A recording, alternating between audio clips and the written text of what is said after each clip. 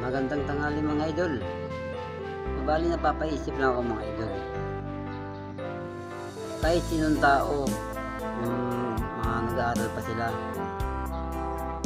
tapos may nagtatanong sa kanila, lalo sa mga sino-sino man, lalo sa mga teacher o sino man, sabihin, ano ang pangarap mo paglaki mo? Ang iba naman sasabihin, doktor, sila, piloto or iba, maging gwardiya, ang iba maging PNP, yun, tagapagtanggol ng NAPI. So, yung nakatapos na sila mga idol, yung nasa katungkulan na sila mga idol, hindi na natupad yung mga sinasabi, tagapagtanggol sa NAPI. Sila po ang gumagawang kasamaan. Sila po ang imbis pagtatanggol nila NAPI. Ano nangyayari? Ang mga mahihirap, yung panginapi nila.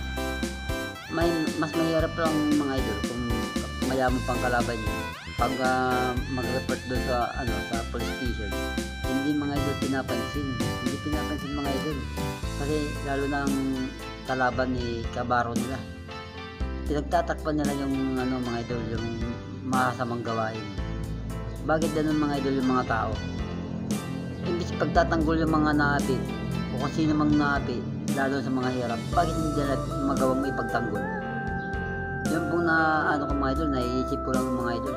Napapanood dito sa Wanted Radio, sa YouTube, sa Rapid Tulpo in Action.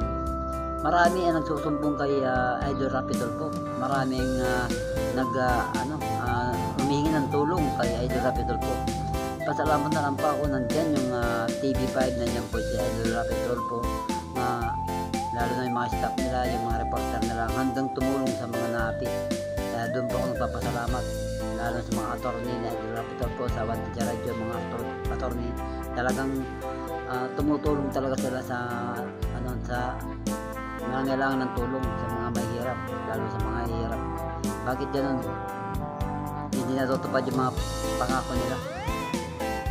Para silang politiko, magsasalita ng ganun na pag makaupo sila ikampan nilang tungkulin nila, pero hindi nagagawa wala na silang pakialam. Pag nakaupo na, yun na, wala na silang pakialam sa mga lalo sa mga nangyayari sa Pilipinas natin, sa mundo natin, mga gumagawang kasamaan.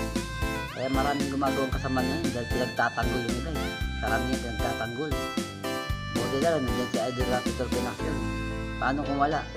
Kawawa nga mga kababayan natin, naapi. Marami rin nakukulong ngayon na walang kasalanan. May mga kasalanan dyan sa labas, pasipol-sipol na lang. Walang niya talagang buhay ko. Tinurian pa naman mga sa publiko, sila pang gumagawang kasamaan. Paano ko yan? Para maintindihan yung mga sinasabi ko, panoorin sa YouTube ni Idol Rapid Tulpo. Malalaman nyo, libo ang gumagawang kasamaan. Libo-libo. Grabe.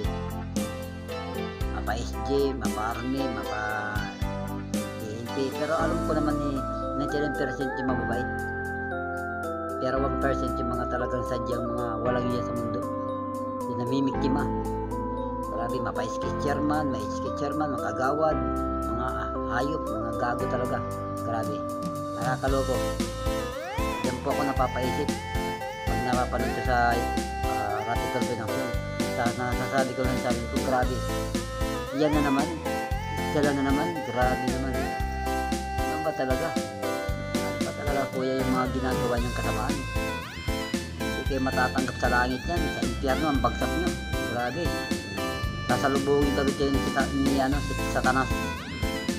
Pasalamat na lang ako, nandyan si Idol Rapid Tulpo, yung TV5 na sandalan sa inaapi, tumbungan. Grabe. Papasalamat na lang ako kay Idol Rapid Tulpo. Lahat ng Tulpo, papasalamat ako, lalo si Idol.